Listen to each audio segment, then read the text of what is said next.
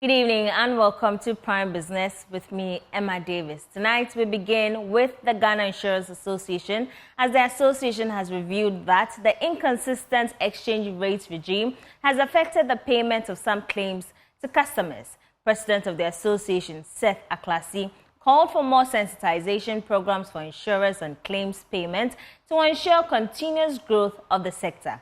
He was speaking at the Joy Business NIC Insurance Dialogue Thought Leadership Forum on the Joy News channel. We have this mindset to say it's like susu we are doing. But here's a situation where we are taking fractions and paying out whole numbers. So it's a very challenging situation. I don't want to even talk about the economic circumstances. We all do motor vehicles. If you think, first of all, about motor vehicle, most parts of the world, the motor vehicle, actually, once you take it out of the showroom, it depreciates. After 1 year, it's going down in value. In this country, vehicles that are bought 10 years ago could actually be sold at the value at which they bought now. So in this country, vehicles never lose value. They rather appreciate in value. We have challenge with that, which are economic circumstances where you are not in control, depreciation of the CD. And mind you, I'll focus again on motor. If you look at the component parts of a vehicle, it's way more expensive than the whole. So if you go and buy a fender and then a tire and you want to put together, you might be buying it for 3 times the price. That's what we are faced with by constantly having to pay for those parts at the places that we are. So it's challenging. We need to continue engaging people. I'm sure that we've actually improved as an industry. But then, once again, it has to do with the situation where somebody comes to sit before you that you want to engage the person to say that this is the options we have and this is the best opportunity. Maybe if you paid 100 cedis more, you're going to get a lot more benefit. The person say, oh, when I was coming, this is all the money I have. And then they will never, until it gets to a claim, and then that same person will tell you that, oh, you never told me at inception. Mr. Aklasi, I'll come back to you to find. The National Insurance Commission has admitted that the low level of education on insurance is part of the country's low insurance coverage. According to the Commission, many individuals lack knowledge on the need to insure or invest in insurance. Acting Commissioner of the NIC, Mike Lando, said the Commission will support educational programs to ensure many Ghanaians get the right information on insurance. He spoke on the same program. Insurance dwells a lot on education, and people tend to buy or spend their monies on what they appreciate, and what they understand, and what gives value to them. And so the need to educate the public on education is always very relevant. And the NIC, together with the industry, is doing a lot to do the education. There is the Insurance Awareness Coordinators Group, the IACG, you must have heard of, that the industry put together to lead this public education on insurance. We know that we have different segments of the population, and so strategies or methods, plans have been made for the various segments of the population to be able to reach out to them, the market women, the artisans, the school children. So there are various programs for all these segments of the population to help them to begin to have some basic knowledge on insurance. There are some planned programs that are run, and wherever the opportunity also comes up, we visit the school children. These are primary, JHS, SHS, university students. There are insurance fairs that we have on various campuses to, again, educate them. In terms of the traders and the artisans, we have something we call the micro and business clinics, which we do in the market, basically to draw the attention of these traders and artisans. Still on the insurance dialogue, President of the Chartered Insurance Institute of Ghana, Solomon Latte, has disclosed that his outfit has instituted a database that will monitor insurance companies from undercutting policyholders. Mr. Latte explained that some companies undercut policyholders in a bid to boost profits, hence the move to minimize the rate of unfair treatment in the sector. Undercutting is a very major issue in the industry, and you can look at it from two angles, the angle of the company itself and the angle of the individual. And this is an instance where they quote prices below the industry standard, below what the product offers to an individual. Yeah. Most products, we have minimum rates that has been determined by both the GIA and the National Insurance Commission, so we know the limits. But eventually you realize that prices are going below what they are supposed to be. What's the cost? And let me also take a step back. Reports show that many insurance companies are not making technical profits. Classy. We are making... I'll come back to you on the one. We are not making technical profits. So you see that many insurance companies are still profitable, but most of their profit is coming from investment income and other sources. The reason is that every insurance company is looking at the chance to grow their premium and the size of their books. What are we doing as an institute? What we have decided to do now is to ensure that we have a database of all practitioners and professionals, because the institute has the capacity or the ability, according to the Act 143, to penalize people who are seen to betray the cause of insurance professionalism, for want of a better phrase. So we have that. And once we find out that you've done something wrong, we will report you to the GIA. We will first expunge you from our records. We report you to the GIA, who would also take action. The NIC would also take action, which means, in effect, that you might never be able to practice. And it started happening? At all. It has started happening. Also featuring on the program, President of the Women in Insurance Network of Ghana, Lena Edukofi, called for collaboration by stakeholders in the insurance industry to develop products for young people to secure their future. According to her, imbibing this drive in young people would help develop the insurance space in the long term. Anytime we are talking about insurance, we are talking about certain products that work within our little sphere here, but we are not talking about participation in the public insurance sector, which is health insurance, for instance. Here we are blessed with the national insurance, national health insurance, which for now, the last I checked, about 46% of the population have signed on to it. Women are part of it. A lot of people, unfortunately, when you speak to them, do not say very, how should I, don't even understand or even know what they have to do with the card. And therefore, they are not even signing up for it. We believe that once we bring these women from all spheres, by the way, not just within our industry, when you go to the banks, the Insurance Commission is also licensing them to practice what we call bank assurance. So there are ladies in there who can also come to us. This way, we learn from each other. This way, we learn or we find a way to spread it out. We are even looking at school children. Why are we not developing products? Catch them young. Yes. Why are we also not developing products for such kids? If you go to Ireland, before you can sign up to go to school, you need to have insurance before you can do that. What the NHIS has done is they've actually helped to bring those SS students all on board. So we can use this NHIS as a basic foundation and then heap on other products by way of the education.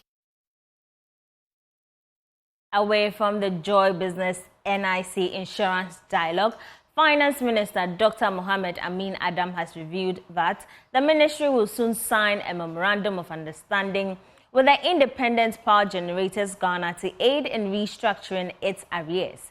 The minister admits the arrears are huge, hence the need for government to expedite its engagements with the independent power generators to avoid power outages and the huge energy sector debt. He was speaking at the ministry's press conference on the state of the economy. James Ishen has more. The finance minister on the energy sector today said the ministry is engaging the IPPs and they are really making headway with respect to the negotiations on some of these debts being cleared very soon. The energy sector continues to be a border for us because the arrears, as we know it today, is still huge on our books. But coming to the existing arrears, we are almost through with our negotiations with the IPPs to restructure the arrears over several years. And as I speak to you, I believe in the next 2 to 3 weeks, we'll be signing those agreements with the IPPs we have concluded negotiations with. We have even started showing good faith to the IPPs by making some payments that we had agreed to do with them. On the small and medium enterprises sector, the finance minister indicated that the government is putting up measures to address challenges affecting the financing within the SME space. Preliminary consultations with stakeholders and 3 main challenges for SMEs, namely access to finance, access to markets and exports, and tax constraints and formalization. Government is determined to address particularly the financing challenges which have become very critical in SME development. This will ensure that we generate growth internally from SMEs, underpinned by a robust SME financing ecosystem that can be leveraged as a vehicle for sustainable growth. As I speak to you, we are talking to various agencies of state, the private sector, such as the financial institutions, and we are reviewing our existing SME programs, all aimed at consolidating our efforts at providing opportunities for Ghanaian SMEs. A comprehensive SME financing strategy is being developed. On the IMF program, the finance minister says government is making sure it meets its targets. With the 3rd review expected to come off in November 2024. And each time we are successful with the review, we will see disbursement of funds from the IMF. And this is all included in the $1.2 billion disbursement we are expecting this year, which will not only come to build our reserves, but will also strengthen our currency and also provide support for budget implementation. For Joy Business, James Ishen. Managing Director of the Ghana Stock Exchange, Abna Amwa, has revealed that approximately 10 state-owned enterprises are scheduled for listing on the exchange this year. She emphasized that this move aims to provide Ghanaian investors with opportunities to invest in these companies, thereby supporting their ongoing operations. She made these remarks during the MD's time with the media session held in Accra. We've done work over the last 3 years, shortlisted or long-listed about 30 of them, shortlisted 10 of them that we think are ready and capable today, all of whom need capital. They all need capital. And what do they normally do? They go to government and say, keep giving us money. Government is not in position to keep giving them money. But we as investors in Ghana have money that we would love to put in these businesses and help them meet their strategic initiatives. So again, we call on all of us in this room. As you go on the Ministry of Finance website and you look at the state ownership report, which shows the financial performance of all these SOEs, you should be asking, why isn't Company A or Company B on the stock market? Why aren't they improving their corporate governance by being on the stock market? Why don't we know the financial performance of these SOEs? If they were on the stock market, we would know them. And government, in whose benefits this also inures to make sure that all qualifying SOEs come to the market. We will grow the number of companies on the market, we'll grow the number of industries on the market, but importantly, those companies will get the capital they need, they'll get the better governance structure that the GSE provides, and they'll provide the goods and services that we are looking for and create jobs. At the Bank of Ghana, Dr. Elsie Ado-Awaji is urging young women to take on leadership roles that will propel their growth in businesses and other aspects. According to her, risk aversion could be a major factor hampering growth of women in businesses and their careers. She was speaking at a forum organized by Empowered Women. The Empowered Women seeks to promote inclusivity of women in all sectors of the economy. The forum was under the theme, Invest in Women, Accelerate Progress. At the forum, Second Deputy Governor of the Bank of Ghana, Elsie Ado-Awaji, urged women to avoid risk aversion in order to enhance their growth. It is this inner strength and inner fight you constantly need to have, and you need to do, to tell yourself you're worthy and you're able to do what you were brought on this earth to do. So you pursue your path. So I find that the mindset, and not to blame women, I think, like I said, many of us are conscientized into that. Second thing becomes our own risk tolerance levels, right? Certain roles are seen as too risky, and many women do not want to take those risks. I remember when I got appointed to my current role, a couple of friends said to me, who advised you to take this role? This is tough, not because of the role itself, but because of politics around it and everything. Why would you do this? And you're a woman, you know, and blah. I said, but who should do this? And these are women? These are women. Who should do this? And so sometimes it's us, right? So I think that the risk levels that women want to tolerate sometimes are not the same as men want to tolerate. With Chief Executive of Busari Africa, Taka Awori, encouraged women to prioritize and manage their time judiciously. And so what time blocking is that you take those priorities and you schedule them in. Because what I noticed is that the meetings that were scheduled are what were happening. 5. If I have to go to the parent-teacher conference, and luckily the school lets me know well in advance, it goes straight into the calendar. If I'm doing the doctor's appointment for the annual check, it's going into the calendar. And so the team around me gets a sense of, these are my, if I travel, they say, the day you come back, you should not be working. Block it. The forum provided participants with the opportunity to learn and network.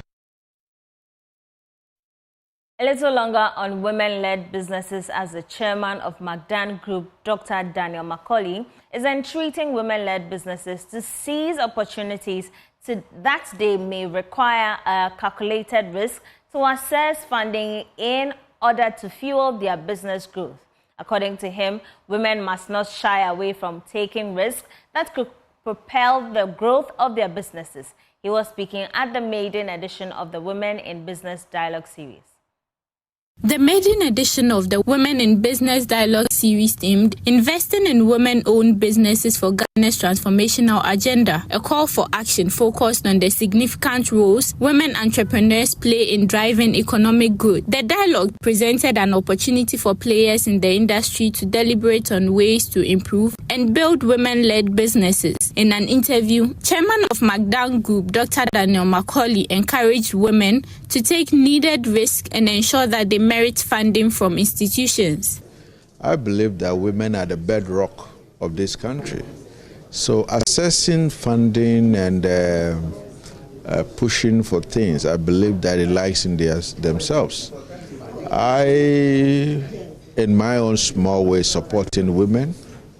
So far, I'm giving women interest-free loans from my various sectors of work. So women should really stand up and do more. I will urge women in this country to be able to package themselves well. If you don't package yourself well, it will be very difficult for you to access some of these opportunities. I mean, you, as honest as women are, the bottleneck is packaging, and they have to be associating themselves to some of these networking groups to be able to have them packaged. No country, no organization in this country will dole out money free of charge if you are not well packaged. Head of Retail Banking at FBN Bank, Alan Quay, outlined challenges faced by banks in lending to borrowers while urging them to pay bank loans promptly. One of which has always been affordability, ability to pay back. As we've heard today, many of them are in the informal sector. So it's quite difficult to lend to them unless you want to go towards kind of like SUSU group scheme lending, which we do, but that is limiting. If we had more in the informal sector, in the formal sector, then you could use their cash flows. You could look at their business plan. You could look at their customer experience. You could look at their growth, innovations, and you could use these things to credit-wise evaluate them and lend to them. So if we get a lot more of them in the formal sector, then it makes it much more easier. Director of Operations at the Business and Financial Times, Daniel Amate Enim, says the dialogue series will continue to improve and help build women-led businesses. The available data reveals that we have more women-led businesses in the country and on the continent of Africa. If that is the case, then there should be a special attention on how women could be supported, not just to remain at the micro level, but to be able to move to the macro level, to become an enviable brand, okay, that will support economic growth of this country. So basically, that's the rationale for putting up this platform, and it's going to be a series so that we can engage women, get to know their difficulties, the challenges, and engage the policy formulator so that we can come out with a policy that will support women-owned businesses in this country. On that note, we end Prime Business tonight. My name is Emma Davis. For more news, do log on to myjoyonline.com.